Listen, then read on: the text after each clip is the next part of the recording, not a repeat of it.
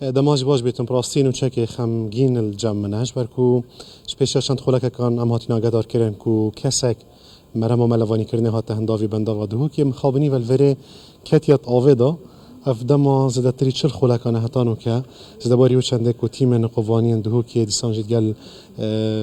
تیمن بلگریا شهرستانی تولن بردام دانا دا کو جنازه‌ای بهتر در خستن یعنی اگر ساخ ما بیتن جان دا بهتر ازگار کردن لمخابنی و زده باری وان حالت هتانو که هاتین دان هشتا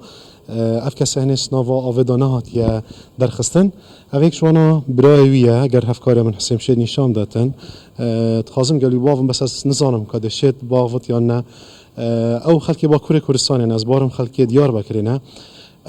که کو ان شاء الله بسلامتی بدر کود شکر ما خود چی بج یعنی بویره چال چی بویا برایت یا برای می اره چه ابو کبو من في بحث یعنی چه ابو کتاوه دا یا این هات بونه ملوانیا برام نات نگون شکا گوش شکل من بخود نزواجم نگو زیاد نره نگو زیاد نره حتی متره کی هره نوابه لیستو اونگی ودا چو آویرا کربو چو وداره دو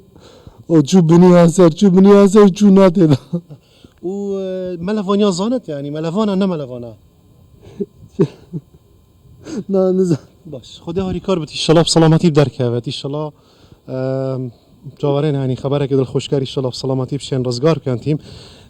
دیاره که اف خلکی با کور کردستان ادگل کمکش حوالن خود دیسانجی براکی وید گل داویه هاتینه وره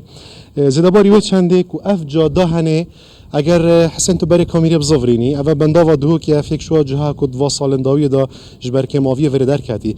زده باری وی چنده که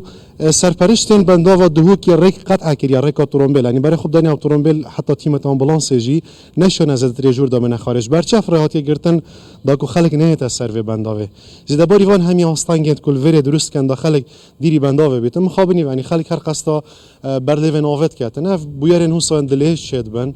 افغان جهانجی کو خلق با کره کردستانه هشتا ناوا و دامای و تیم نقوان قواسند هو که اتانو که الجراول دیف دادگرن لهشتا نهات یادیتنه بله سپاسیات از کم مسعود جه دهو کل گلبه